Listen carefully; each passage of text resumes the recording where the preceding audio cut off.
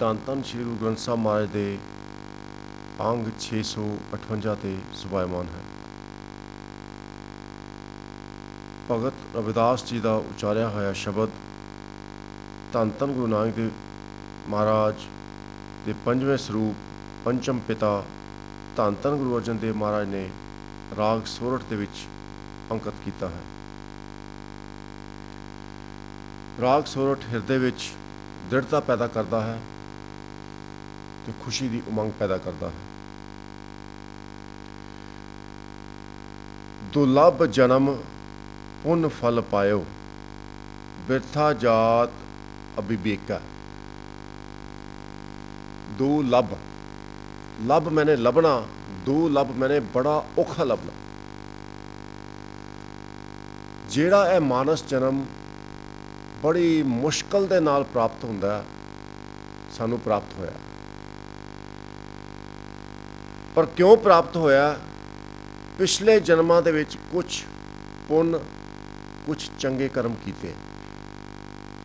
ਦੁਰਲਭ ਜਨਮ ਪੁੰਨ ਫਲ ਪਾਇਓ। ਪੁੰਨ ਕਰਕੇ, ਚੰਗੇ ਕਰਮ ਕਰਕੇ ਵੀ ਉਹ ਜਨਮਾਂ ਦੇ ਵਿੱਚ ਮੁਕਤੀ ਨਹੀਂ ਹੋਈ।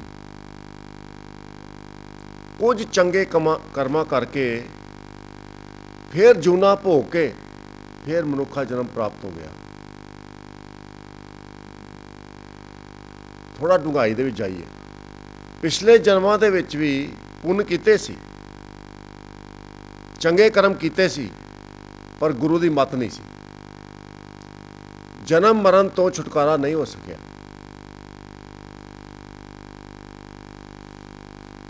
ਪਰ ਕਿਉਂ ਉਹ ਜਨਮ ਬਰਬਾਦ ਹੋਇਆ? ਪਹਿਲਾ ਮਹਾਰਾਜ ਕਹਿੰਦੇ ਹਨ, ਬਿਰਥਾ ਜਾਤ ਅਬਿਬੇਕਾ।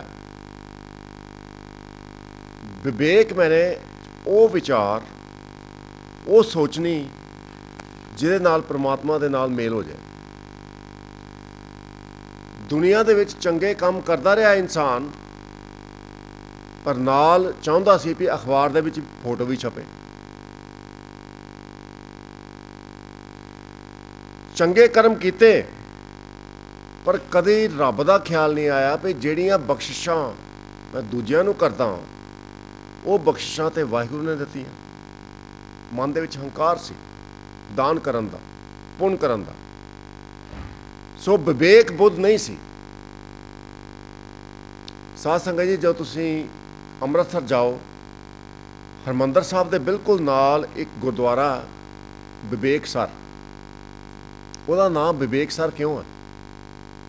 ਉੱਥੇ ਧੰਨ ਧੰਨ ਗੁਰੂ ਹਰਗੋਬਿੰਦ ਸਾਹਿਬ ਜੀ ਮਹਾਰਾਜ ਸਿੰਘਾਂ ਨੂੰ ਸ਼ਾਸਤਰ ਵਿੱਦਿਆ ਦੇ ਕੇ ਅਕਾਲ ਤਖਤ 'ਤੇ, ਕਿਉਂਕਿ ਸੰਗਤਾਂ ਬਹੁਤ ਹੁੰਦੀਆਂ ਸੀ, ਨਾਲ ਘੋੜੇ ਹੁੰਦੇ ਸੀ, ਉਹ ਸਾਰਿਆਂ ਨੂੰ ਫਿਰ ਉਹ ਸਥਾਨ 'ਤੇ ਲਿਜਾਂਦੇ ਸੀ ਜਿੱਥੇ ਅੱਜ ਗੁਰਦੁਆਰਾ ਵਿਵੇਕਸਰ। ਉੱਥੇ ਫਿਰ ਬ੍ਰਹਮ ਗਿਆਨ ਦੀਆਂ ਗੱਲਾਂ ਹੁੰਦੀਆਂ ਸੀ, ਤਾਂ ਉਹਦਾ ਨਾਂ ਪਿਆ ਵਿਵੇਕਸਰ। ਜਿੱਥੇ ਧੰਨ ਧੰਨ ਗੁਰੂ ਹਰਗੋਬਿੰਦ ਸਾਹਿਬ ਮਹਾਰਾਜ ਆਪਣਾ ਘੋੜਾ ਬੰਨ੍ਹਦੇ ਸੀ, ਉਹ ਦਰਖਤ ਹਾਲੇ ਵੀ ਉੱਥੇ ਮੌਜੂਦ ਹੈ। ਆਪ ਦਰਸ਼ਨ ਕਰੋ ਜਾ ਕੇ।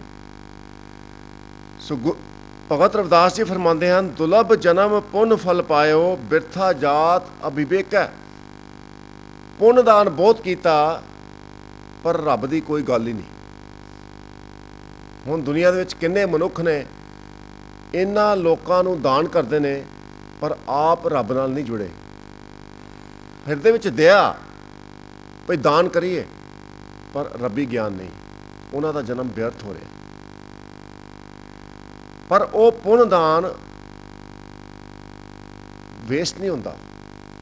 ਫਿਰ ਅਗਲਾ ਜਨਮ ਮਿਲਦਾ ਭਈ ਹੁਣ ਹੋ ਸਕਦਾ ਹੈ ਅਗਲੇ ਜਨਮ ਦੇ ਵਿੱਚ ਤੂੰ ਗੁਰੂ ਦੀ ਮੱਤ ਲੈ ਕੇ ਆਪਣੇ ਜੀਵਨ ਨੂੰ ਸਫਲ ਕਰ ਸਕੇ। ਭਗਤ ਰਵਿਦਾਸ ਜੀ ਅੱਗੇ ਦੱਸਦੇ ਨੇ ਵੀ ਲੋਕਾਂ ਦੇ ਕਿੰਨੇ ਨਿਸ਼ਾਨੇ ਹੁੰਦੇ ਜੀਵਨ ਦੇ ਵਿੱਚ। ਵੀ ਜਦੋਂ ਮੇਰੀ ਕੋਠੀ ਬਣ ਗਈ, ਜਦੋਂ ਮੇਰੇ ਕੋਲ ਇੰਨਾ ਪੈਸਾ ਆ ਗਿਆ, ਤੇ ਤਾਂ ਮੈਂ ਗੁਰੂ ਦੇ ਲੜ ਲੱਗਾਂਗਾ, ਇੱਦਾਂ ਕਹਿੰਦੇ ਲੋਕ। ਤਾਂ ਮੈਂ ਧੰਨ ਧੰਨ ਸ਼੍ਰੀ ਗੁਰੂ ਗ੍ਰੰਥ ਸਾਹਿਬ ਮਹਾਰਾਜ ਦੀ ਬਾਣੀ ਦਾ ਸਹਿਜ ਪਾਠ ਕਰਾਂਗਾ ਜਦੋਂ ਥੋੜ੍ਹਾ ਜਿਹਾ ਵਿਹਲਾ ਹੋ ਜਾ।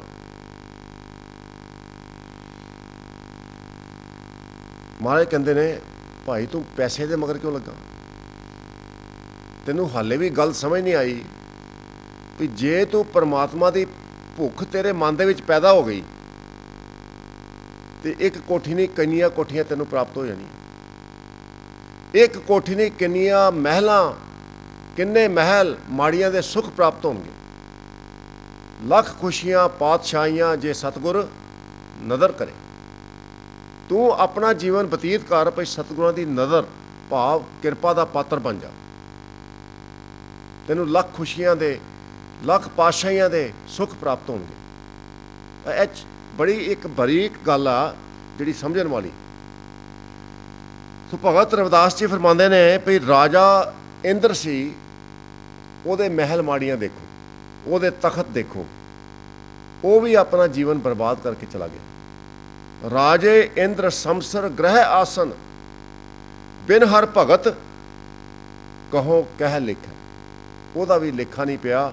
ਸਾਰੇ ਮਹਿਲ ਮਾੜੀਆਂ, ਉਹਦੇ ਤਖਤ ਸਾਰੇ ਧਰੇ ਰਹਿ ਗਏ ਇੱਥੇ, ਤੇ ਅੱਗੇ ਜਾ ਕੇ ਲੇਖਾ ਦੇਣਾ ਪਿਆ, ਤੇ ਉਹ ਵੀ ਪ੍ਰਵਾਨ ਨਾ ਹੋਇਆ। ਨਾ ਵਿਚਾਰਿਓ ਰਾਜਾ ਰਾਮ ਕੋ ਰਸ, ਜੈ ਰਸ ਅਨਰਸ ਬਿਸਰ ਜਾਹੀ ਰਹਾਓ।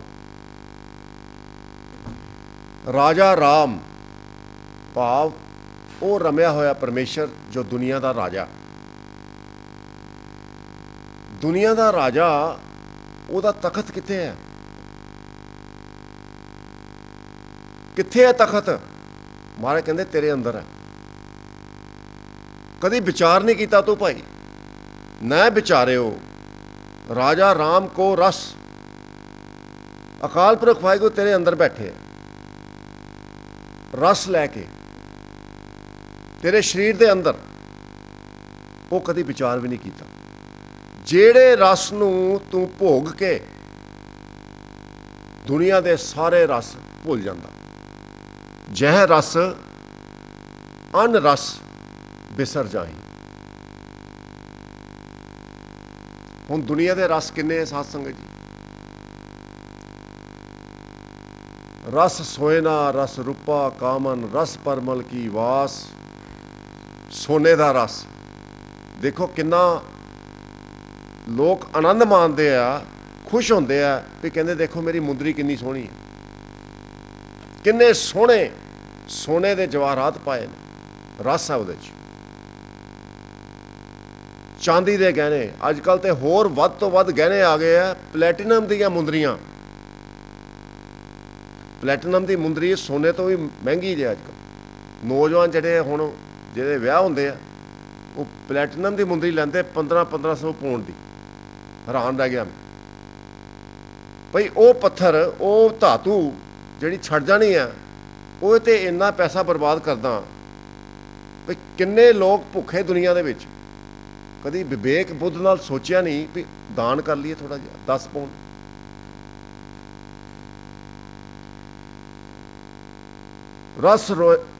ਰਸ ਸੋਇਨਾ ਰਸ ਰੂਪਾ ਕਾਮਨ, ਰਸ ਪਰਮਲ ਕੀ ਵਾਸ। ਰਸ ਘੋੜੇ, ਰਸ ਸੇਜਾ ਮੰਦਰ, ਰਸ ਮੀਠਾ ਰਸ ਮਾਸ। ਏਤੇ ਰਸ ਸਰੀਰ ਕਹਿ ਘਟ ਨਾਮ ਨਿਵਾਸ। ਗੁਰੂ ਮਹਾਰਾਜ ਕਹਿੰਦੇ ਵੀ ਸਰੀਰ ਦੇ ਵਿੱਚ ਇੰਨੇ ਰਸ ਨੇ। ਜ਼ੁਬਾਨ ਦਾ ਰਸ ਇੰਨਾ।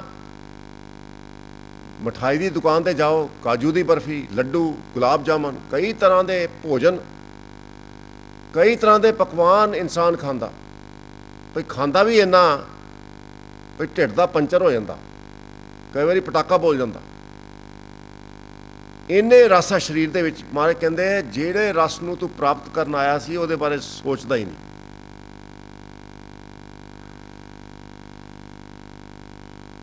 ਤੇਰੇ ਹਿਰਦੇ ਵਿੱਚ ਵਾਹਿਗੁਰੂ ਦਾ ਨਾਮ ਕਿੱਦਾਂ ਵਸੇ ਵੀ ਤੇਰੇ ਇੰਨੇ ਰਸ ਨੇ ਸਰੀਰ ਦੇ ਵਿੱਚ, ਤੂੰ ਉਹਨਾਂ ਨੂੰ ਭੋਗਣ ਦੀ ਯਤਨ ਕਰਦਾ। ਉਹੀ ਤੇਰੇ ਮਨ ਦੇ ਵਿੱਚ ਵਿਚਾਰ ਚੱਲਦਾ ਰਹਿੰਦਾ ਵੀ ਅੱਜ ਜਾਣਾ, ਵੀ ਉਹ ਰੈਸਟੋਰੈਂਟ 'ਤੇ ਜਾਣਾ, ਉਹ ਭਰਾਵਾਂ ਦੇ ਢਾਬੇ 'ਤੇ ਜਾਣਾ, ਭਰਾਵਾਂ ਦੇ ਢਾਬੇ 'ਤੇ ਜਾ ਕੇ ਇਹ ਡਿਸ਼ ਖਾਣੀ ਆ, ਉਹ ਸਬਜ਼ੀ ਖਾਣੀ ਆ। ਉਹ ਕਦੀ ਇਹ ਵੀ ਸੋਚ ਲਾ ਵੀ ਜਿਹੜਾ ਸਰੀਰ ਦੇ ਵਿੱਚ ਰਸ ਹੈ ਉਹਨੂੰ ਭੋਗ ਲਾ। ਦੁਨੀਆ 'ਚ ਕਿਉਂ ਆਇਆ ਤੂੰ? ਪੁੱਛੋ ਗੁਰੂ ਸਾਹਿਬ ਨੂੰ, ਦੁਨੀਆ 'ਚ ਕਿਉਂ ਆਏ ਹੋ? ਉਹ ਰਸ ਨੂੰ ਭੋਗਣ ਵਾਸਤੇ। ਜਿਸ ਜਲ ਨਿਧ ਕਾਰਨ ਤੁਮ ਜਗ ਆਏ, ਸੋ ਅੰਮ੍ਰਿਤ ਗੁਰ ਪਾਹੀ ਜੀਓ। ਜਿਹੜੇ ਜਲ ਨੂੰ ਤੂੰ ਪੀਣ ਵਾਸਤੇ ਦੁਨੀਆ 'ਚ ਆਇਆ, ਉਹ ਕਿੱਥੋਂ ਪ੍ਰਾਪਤ ਹੋਏਗਾ? ਗੁਰੂ ਤੋਂ ਪ੍ਰਾਪਤ ਹੋਏਗਾ। ਛੋਡੋ ਵੇਸ ਭੇਖ ਚਤੁਰਾਈ, ਦੁਬਦਾ ਇਹ ਫਲ ਨਾਹੀ ਜੀਓ। ਆਪਣੇ ਵੇਸ ਤੇ ਮਾਣ ਨਾ ਕਰ ਲਈ, ਉਹ ਭੇਖੀ ਨਾ ਬਣ। ਲੋਕਾਂ ਨੂੰ ਨਾ ਦਿਖਾ ਮੈਂ ਧਾਰਮਿਕ ਬੰਦਾ। ਉਹਨਾਂ ਨੂੰ ਸਾਰੀਆਂ ਗੱਲਾਂ ਨੂੰ ਛੱਡ ਕੇ, ਦੁਬਿਧਾ ਨੂੰ ਛੱਡ ਕੇ ਗੁਰੂ ਚਰਨਾਂ ਦੇ ਵਿੱਚ ਪੈ ਜਾ। ਲੋਕਾਂ ਨੂੰ ਪ੍ਰਭਾਵਿਤ ਨਾ ਕਰ, ਗੁਰੂ ਦਾ ਓਟ ਤੇ ਆ ਲੈ, ਗੁਰੂ ਦੀਆਂ ਅਸੀਸਾਂ ਲੈ। ਹੁਣ ਮਹਾਰਾਜ ਫਰਮਾਉਂਦੇ ਨੇ, ਜਾਨ ਅਜਾਨ ਹੈ ਹਮ ਬਾਵਰ। ਕਥਾ ਵੀ ਸੁਣ ਲਈ, ਜਾਣਦਾ ਸਭ ਕੁਛ ਹੈ, ਫਿਰ ਵੀ ਅਜਾਨ ਬਣ ਕੇ ਬੈਠਾ। ਜਾਨ ਅਜਾਨ ਭਏ ਹਮ ਬਾਵਰ। ਬਾਵਰ ਮੈਨੇ ਮੂਰਖ ਇਨਸਾਨ, ਬਾਵਰਾ। ਅਸੀਂ ਇੰਨੇ ਮੂਰਖ ਇਨਸਾਨ ਆ, ਸਾਨੂੰ ਪਤਾ ਕੀ ਕਰਨਾ, ਪਰ ਫਿਰ ਵੀ ਅਜਾਨ ਹੋ ਕੇ ਪਏ ਜੀਵਨ ਬਤੀਤ ਕਰਦੇ। ਸਾਧ ਸੰਗਤ ਜੀ, ਮੈਨੂੰ ਦੱਸੋ, ਸ਼ਰਾਬੀ ਨੂੰ ਪਤਾ ਨਹੀਂ ਹੁੰਦਾ ਵੀ ਸ਼ਰਾਬ ਪੀ ਕੇ ਲੀਵਰ ਖਰਾਬ ਹੋ ਜਾਂਦਾ? ਉਦੋਂ ਸੋਚਦਾ ਜਦੋਂ ਡਾਕਟਰ ਕਹਿੰਦਾ ਭਾਈ ਤੇਰਾ ਲੀਵਰ ਇੰਨਾ ਖਰਾਬ ਹੋ ਗਿਆ, ਹੁਣ ਤੇਰੇ 2 ਮਹੀਨੇ ਰਹਿ ਗਏ। ਫਿਰ ਹੱਥ ਜੋੜਦਾ ਗੁਰੂ ਅੱਗੇ ਵੀ ਬਾਬਾ ਜੀ ਹੁਣ ਸ਼ਰਾਬ ਛੱਡੀ, ਹੁਣ ਸ਼ਰਾਬ ਛੱਡ ਦਿੱਤੀ। ਉਹ ਭਈ ਪਹਿਲੇ ਕੀ ਸੀ? ਸਾਰੀ ਉਮਰ ਤੋਂ ਗੁਰਬਾਣੀ ਸੁਣਦਾ ਰਿਹਾ, ਤੇ ਗੁਰਬਾਣੀ ਤੈਨੂੰ ਦੱਸਦੀ ਹੈ ਵੀ ਇਹੋ ਜਿਹੀ ਚੀਜ਼ ਨਾ ਪੀ, ਤੇਰੇ ਸਰੀਰ ਦੀ ਹਾਨੀ ਹੋਏ, ਤੇਰੇ ਮਨ ਦੇ ਵਿੱਚ ਵਿਕਾਰ ਚੱਲਣ। ਨਹੀਂ ਸੁਣਦਾ। ਸੋ ਭਗਤ ਰਵਿਦਾਸ ਜੀ ਕਹਿੰਦੇ ਭਈ ਜਾਨ ਅਜਾਨ ਭਏ ਹਮ ਬਾਵਰ, ਸੋਚ ਅਸੋਚ ਦਿਵਸ ਜਾਈ। ਸਾਰੇ ਜੀਵਨ ਦੇ ਦਿਨ ਨਿਕਲ ਗਏ ਇੱਦਾਂ ਹੀ ਸੋਚਦੇ ਵੀ ਅੱਜ ਕਰਾਂਗੇ, ਕੱਲ੍ਹ ਕਰਾਂਗੇ, ਪਰਸੋਂ ਕਰਾਂਗੇ। ਇੰਦਰੀ ਸਬਲ। ਪਰ ਭਗਤ ਰਵਿਦਾਸ ਜੀ ਕਹਿੰਦੇ ਲੋਕਾਂ ਦਾ ਕੀ ਕਸੂਰ ਹੈ? ਇੰਦਰੀਆਂ ਸਬਲ ਮੈਨੇ ਜ਼ੋਰ ਬਹੁਤ ਹੈ। ਕਾਮ ਦੇ ਵਿੱਚ ਇੰਨਾ ਬੰਦਾ ਫਸਿਆ ਹੋਇਆ ਵੀ ਰੱਬ ਚੇਤੇ ਨਹੀਂ ਆਉਂਦਾ। ਮਾਇਆ ਦੇ ਵਿੱਚ ਇੰਨਾ ਖਚਤ ਹੈ, ਰੱਬ ਚੇਤੇ ਨਹੀਂ ਆਉਂਦਾ। ਇਹ ਅੱਜ ਕੱਲ੍ਹ ਦੇ ਨੌਜਵਾਨ ਦੇਖੇ ਤੁਸੀਂ, ਗੁਰਦੁਆਰੇ ਬੈਠੇ ਹੋਣਗੇ ਨਾ, ਫੋਨ 'ਤੇ ਉਹ ਆਪਣੇ ਇੱਕ ਦੂਜੇ ਦੋਸਤਾਂ ਨੂੰ, ਗਰਲਫਰੈਂਡ ਬॉयਫਰੈਂਡ ਨੂੰ ਟੈਕਸਟ ਕਰੀ ਜਾਣਗੇ। ਬੈਠੇ ਗੁਰੂ ਦੇ ਦਰਬਾਰ 'ਚ ਨੇ, ਪਰ ਧਿਆਨ ਦੁਨੀਆ 'ਚ, ਧਿਆਨ ਪੋਲੀਟਿਕਸ ਦੇ ਵਿੱਚ ਹੈ। ਮਾਫ਼ ਕਰਨਾ, ਅੱਜ ਕੱਲ੍ਹ ਦਾ ਨੌਜਵਾਨ ਵੀ ਪੋਲੀਟਿਕਸ ਜ਼ਿਆਦਾ ਜਾਣਦਾ, ਗੁਰਬਾਣੀ ਦਾ ਗਿਆਨ ਘੱਟ ਆ। ਮਾਫ਼ ਕਰਨਾ। ਸਾਰੇ ਸਮਝਦੇ ਅਸੀਂ ਸਿਪਾਹੀ ਹਾਂ, ਪਰ ਸੰਤ ਕੋਈ ਨਹੀਂ।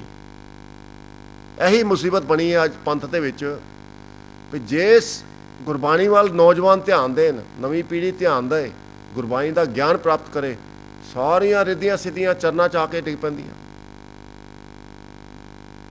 ਸੋ ਗੁਰੂ ਮਹਾਰਾਜ ਕਿਰਪਾ ਕਰਨ। ਇੰਦਰੀਆਂ ਦਾ ਜ਼ੋਰ ਬਹੁਤ ਹੈ, ਪਰ ਨਿਬਲ, ਨਿਬਲ ਮੈਨੇ ਸ਼ਕਤੀ ਰਹਿਤ। ਬਲ ਹੀ ਨਹੀਂ ਹੈ। ਕਾਹਦੇ 'ਚ? ਵਿਵੇਕ ਬੁੱਧ ਦਾ।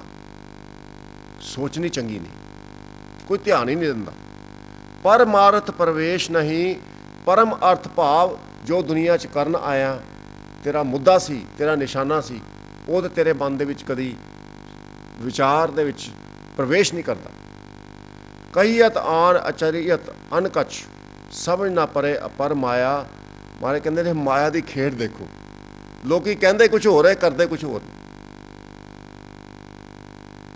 ਕਹਿੰਦੇ ਮੈਂ ਬ੍ਰਹਮ ਗਿਆਨੀ ਹਾਂ, 108 ਬ੍ਰਹਮ ਗਿਆਨੀ, ਪਰ ਜਿਹੜਾ ਸਰੀਰ ਦੇ ਵਿੱਚ ਰਸ ਹੈ ਉਹ ਤੇ ਮੰਨਿਆ ਹੀ ਨਹੀਂ। ਅੱਜ ਇੱਕ ਵਾਅਦਾ ਕਰ ਲਿਆ, ਦੂਜੇ ਦਿਨ ਵਾਅਦਾ ਤੋੜ ਲਿਆ। ਕਹਿਣਾ ਕੁਛ ਹੋਰ ਹੈ, ਕਰਨਾ ਕੁਛ ਹੋਰ ਹੈ। ਕਹਿੰਦੇ ਸਮਝ ਨਹੀਂ ਆਉਂਦੀ ਹੈ, ਮਾਇਆ ਦੀ ਖੇਡ ਇੰਨੀ ਅਪਰ ਹੈ, ਸਾਡੀ ਸਮਝ ਤੋਂ ਬਾਹਰ। ਕਹਿ ਰਵਿਦਾਸ ਉਦਾਸ ਦਾਸ ਮਤ, ਪਰ ਹਰ ਕੋਪ ਕਰੋ ਜੀ ਦਿਆ। ਹੇ ਮੇਰੇ ਮਾਲਕ, ਆਪਣਾ ਗੁੱਸਾ ਛੱਡੋ, ਕਿਉਂਕਿ ਮੈਂ ਬੱਚਾ, ਅਣਜਾਣ ਬੱਚਾ, ਮੂਰਖ ਬੱਚਾ। ਮੇਰੇ ਤੇ ਦਇਆ ਕਰੋ, ਮੈਂ ਉਦਾਸ ਹੋ ਗਿਆ ਹਾਂ। ਮੈਂ ਬਹੁਤ ਯਤਨ ਕੀਤੇ ਤੁਹਾਡੀ ਪ੍ਰਾਪਤੀ ਵਾਸਤੇ, ਪਰ ਤੁਹਾਡੀ ਪ੍ਰਾਪਤੀ ਨਹੀਂ ਹੋਈ, ਦਰਸ਼ਨ ਨਹੀਂ ਹੋਈ। ਉਮਰ ਲੰਘਦੀ ਜਾਂਦੀ ਹੈ, ਵਾਲ ਚਿੱਟੇ ਹੋ ਗਏ ਨੇ, ਕੇਸ ਧੋਲੇ ਹੋ ਗਏ ਨੇ। ਮੇਰੇ 'ਤੇ ਕਿਰਪਾ ਕਰੋ ਤੇ ਆਪਣੇ ਨਾਲ ਮਿਲਾ ਲਓ। ਭੁੱਲਾਂ ਚੁੱਕਾਂ ਦੀ ਮਾਫੀ। ਕੁਝ ਸਮਾਂ ਪਿਆਰ ਦੇ ਨਾਲ ਅੰਗਰੇਜ਼ੀ ਦੇ ਵਿਚਾਰ ਸ਼ਰਵਣ ਕਰਨਾ ਜੀ। Today's Hukamnama is blessing from Sachkhand Shri Harmandir Sahib. Hukamnama is composition of Bhagat Ravidas ji. Bhagat Ravidas ji used to deal in leather. He was from a family who were cobblers, ਜਿਹਨੂੰ ਅਸੀਂ ਪੰਜਾਬੀ 'ਚ ਕਹਿੰਦੇ ਹਾਂ ਚਮਾਰ। But beauty is, no matter what profession he did, no matter he used to pick up the dead animals, extract the leather and make the shoes, make the wallets, but still within his lifespan he was able to unite with Vaheguru. ਧੰਨ ਧੰਨ Guru Arjan Dev Ji Maharaj, Pancham Pita, acknowledged that. Although Bhagat Ravidas Ji was a chamar, Guru Arjan Dev Ji Maharaj gave place to Bhagat Ravidas Ji's Bani in Dhann Dhann Shri Guru Granth Sahib Ji Maharaj. And you can't see this example in any of the other scriptures in this world, where people from different faiths have their sermons included in Dhann Dhann Shri Guru Granth Sahib Ji Maharaj. Guru Granth Sahib Ji Maharaj has sermons of Muslim Sufi Fakir, Bhagat Farid Ji, Bhagat Kabir Ji, Bhagat Ramanand, Bhagat Tanna, who was a farmer, who was a Jat, which shows and demonstrates no matter what profession you come from, no matter what class you come from, you have potential to be one with Vaheguru. Bhagat Ravidas Ji, in today's Hukamnama, which has been composed in Rag Sorat by Dhann Dhann Guru Arjan Dev Ji Maharaj, reveals ultimate wisdom. Rag Sorat creates the motivation in the mind and also imparts the joy to the mind. Hukamnama begins with these precious words: Dulabh janam pun phal payo, birtha jaat abhibeka. Dulabh. Labh means to search, to find. Dulabh means difficult to find. This body, the human life, is very difficult to obtain. But, oh mortal, oh human being, you are so lucky. Because of the charity work you have done in the past lives, the good karmas you have done in the past life, you have obtained the precious gift of this human life. But one thing we need to think about is, doing good deeds, doing good action doesn't necessarily mean union with God, until you have divine wisdom, until you have developed beautiful loving relationship with Vaheguru. That's the key message in today's Hukamnama. Dulabh janam pun phal payo, birtha jaat abhibeka.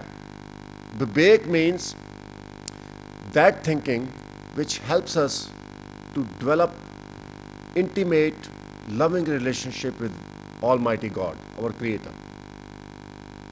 So people may have been very charitable.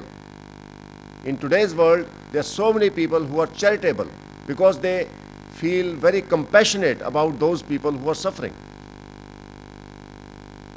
But without Guru's wisdom, without thinking about God, without merging with Vaheguru, they are wasting away their life. But still, all the good actions, they are going to help them in future, maybe in the next life or life after. A lot of people have ambition in their life to be rich. And a lot of people make promises to themselves. I will start reading Gurbani when I have bought my own house. So I need to work hard in my job, earn money. But the secret is that if you make Vaheguru your friend, you will have no shortage in your life. जहाँ का मीत साजन है समियाँ, तिस जन को हो कहाँ की कमियाँ. So why you are waiting? Meditate on Vaheguru, do Simran every day, every moment, whenever you can. Like you talk to your friend, you send WhatsApp message to your friends. Why don't you communicate with Vaheguru? Although Vaheguru is formless, pray to Vaheguru. Vaheguru, show me the true path. Vaheguru, please, I want to have your darshan, experience you. Bless me with those thoughts and actions so I can achieve that purpose. That is called Vivek Buddh. When you go to Amritsar, very close to Harmandir Sahib, there is a Gurdwara called Vivek Sar. At Vivek Sar Gurdwara, Tan Tan Guru Hargobind Sahib Maharaj, after having trained his Gursikhs in the martial art, in the Shastra Vidya, used to sit down and do the vichar of Almighty Vaheguru. Talk about Vaheguru. So that's why that Gurdwara is called Vivek Sar. Guru Hargobind Sahib Maharaj used to tie his horse to one of the trees. That tree is still present there. If you have opportunity, that Gurdwara Vivek Sar. A lot of people have ambition, but Guru Maharaj in today's Hukamnama reveals, Raje Indra Samsar Grah Asan Bin Har Bhagat Kaho Kah Likha. Raja Samsar had vast empire. He used to sit on the throne. All his palaces, belongings, they went waste because he could not be true devotee of Almighty Lord. Na bichareo Raja Ram ko ras. So what we need to do is understand that in this body there is a nectar which represents or signifies Vaheguru's presence. Think about that. Ram ko ras, Ram ras piya re. Ram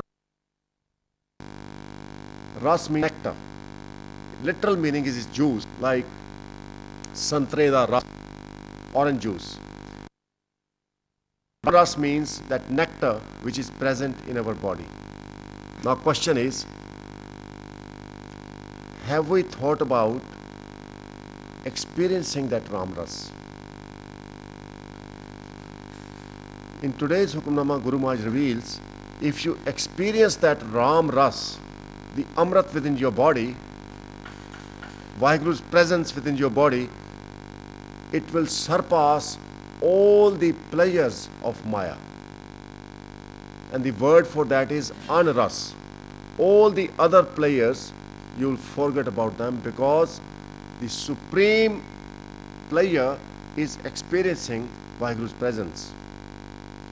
Jah Ras, by experiencing that Ras, that divine nectar within your body, Anras Bisar Jain, all the other taste will be forgotten. Rahao. Jan ajan bhaye hum bavar. Jan means to have knowledge. We know what to do. But still people remain ignorant. Amazing example is, people know that if they do some crime, they will be imprisoned. Or they may face some punishment. But people are still ignorant. Similarly, we know what to do, but people are putting it off. No, I don't know about it. And we are such foolish people, soch divas jain, in such thoughts, our days are passing. Life is passing away. Reason is Indri, Sabal, Nibal, Vivek, Buddh, Paramarat, Parvesh Nahi. Our passions are very strong. Our Indri, passions. Sabal. Sabal means very strong. They are very powerful. Nibal, Vivek, Buddh. But our Vivek, Buddh, our intellect is Nibal, is powerless. That's the reason. Satsang ji, just one example. The youth nowadays, they buy platinum rings, spend £1,000 on the ring, very little ring. But they do not think about the essence that they could donate even £100 for the needy people. Nowadays, people are so selfish. Our youth, our generation need to be more saints. Once you become the true saint, you become Sipahi automatically. But problem is, everyone wants to be materialistic. Everyone wants to be Sipahi, ready to fight, without spending time studying Guru Granth Sahib's Bani. So that's key message in today's Hukamnama. Bhagat Ravidas ji prays to Vaheguru to bless with the Vivek Buddh so that Bhagat Ravidas ji can experience Vaheguru in this life. Bhulan Chukan di maafi. Have a great day. प्यार ना फतेह सांझी करनी जी। वाहिगुरु जी का खालसा, वाहिगुरु जी की फतेह।